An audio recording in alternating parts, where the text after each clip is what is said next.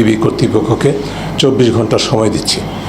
24 ঘন্টার মধ্যে যদি যাদেরকে আটক করা হয়েছে ডিবি কার্যালয়ে তুলে নেওয়া হয়েছে সেটি বন্ধ করা, সেটা তাদেরকে যদি নিঃশর্ত মুক্তি না দেওয়া হয় তাহলে ডিবি কার্যালয় থেকে সামনে মানববন্ধন থেকে শুরু করে আরও কঠোরতর আন্দোলনে বাংলাদেশের নাগরিকের পক্ষ থেকে আমরা সবাই আন্দোলনে ঝাঁপিয়ে পড়ব।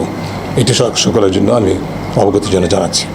এবং সরাসরি এখানে ডিবি কার্যালয়ের প্রতিনিধিরাও আছেন সম্ভবত, তাদেরকেও বলছি এটা না থাকার কথা নয়, তাদেরকেও বলছি এটা আপনার কর্তৃপক্ষকে জানিয়ে দেবেন। কিন্তু একটি কথা আমি বলতে চাচ্ছিলাম, তার মধ্যে প্রথম যে বিষয়টি সেটা হচ্ছে যে সরকার ভুলে গেছে, কর্তৃপক্ষ ভুলে গেছে যে মানুষের বাক স্বাধীনতা, মত প্রকাশের স্বাধীনতা, মানুষের অধিকার ভিত্তিক আন্দোলনের যে স্বাধীনতা, বৈষম্য বিরোধী আন্দোলনের যে স্বাধীনতা, সেটি সাংবিধানিক অধিকার, এটি কোনো অপরাধ নয়। এটা ভুলে গিয়ে এটাকে অপরাধ হিসেবে বিবেচনা করে রাজনৈতিক সুবিধা অর্জনের জন্যই হোক, যেই কারণেই হোক, প্রতিপক্ষকে ঘায়েল করার জন্যই হোক, যেই কারণেই হোক, তারা কিন্তু দমন নিপীড়নের পথ অনুসরণ করেছে। এবং এই পথে তারা সমস্ত রাষ্ট্রীয় প্রতিষ্ঠানগুলোকে, যাদের উপর অর্পিত দায়িত্ব আইনের রক্ষকের, তাদেরকে আইনের ভক্ষকে রূপান্তরিত করার সুযোগ করে দিয়েছে। এবং সেটা তারা অবারিতভাবে করতে পেরেছেন, কারণ দীর্ঘ প্রক্রিয়ার মাধ্যমে এই প্রতিষ্ঠানগুলোকে দলীয়করণ করা হয়েছে এবং দলীয়করণের মাধ্যমে অতিরিক্ত সক্ষমতা দেওয়া হয়েছে আইন বহির্ভূতভাবে। সেই সক্ষমতাকে সেই ক্ষমতাকে নির্বিচারে অপব্যবহার করে মানুষের অধিকার হরণ করছে। স্বল্প মেয়াদে ভাবছে যে তারা তাদের প্রভুদের সুবিধা করে দিচ্ছেন, কিন্তু দীর্ঘমেয়াদে এটা যে বুমেরাং হয় সেটা কিন্তু তারা ভুলে গেছে। পৃথিবীর ইতিহাস বলে, বাংলাদেশের ইতিহাসও তাই বলে, এটা বুমেরাং হতে বাধ্য, সেটা তারা ভুলে যাচ্ছেন। কাজেই এই পথ থেকে সরে আসতে হবে।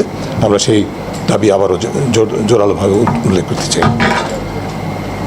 দ্বিতীয় যে বিষয়টি বলতে চাই, সরকারকে মনে রাখতে হবে যে ক্ষমতার ভিত্তি যখন জনবিচ্ছিন্ন একটা অবস্থানে চলে যায়, যেই অবস্থা তারা তৈরি করেছেন এখন এই দেশে, আমরা সবাই বলেছি ইতিমধ্যে, প্রতিটি মানুষ বিক্ষুব্ধ, প্রতিটি মানুষ শঙ্কিত, প্রতিটি মানুষ নিরাপত্তাহীনতায় ভুগছে।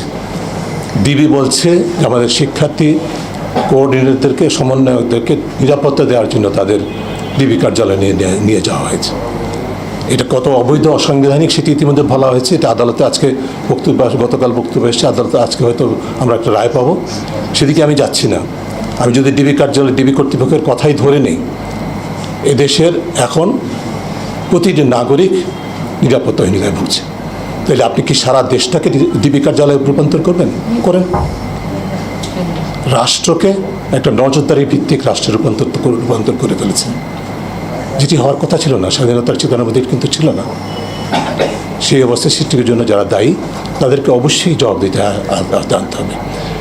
আমরা সকলেই বলছি ন্যায় বিচার চাই, আমাদের প্রতিটা দাবির মধ্যেই ন্যায় বিচারের কথা বলা হয়েছে। আপনারা, আমি অত্যন্ত দৃঢ় বিশ্বাস করি, এই ঘরে যারা উপস্থিত, আমাদের যারা কথা শুনছেন, এর গণমাধ্যমের সূত্রে যারা আমাদের কথাগুলি শুনবেন, সকলেই সম্পূর্ণ একমত। যারা সহিংসতাদের জন্য দায়ী, যারা হত্যাকাণ্ডের জন্য দায়ী, যারা নির্বিচারে আটকের জন্য দায়ী, যারা মানুষের অধিকার হরণের জন্য দায়ী, তাদের সকলেরই বিচার চাই।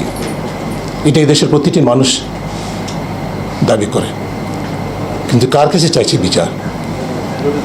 এই বিচারে যে ফার্স্ট পোর্ট অফ কল, যেগুলো আইন প্রয়োগকারী সংস্থা, বাংলাদেশের ইতিহাস, সাম্প্রতিক ইতিহাস যা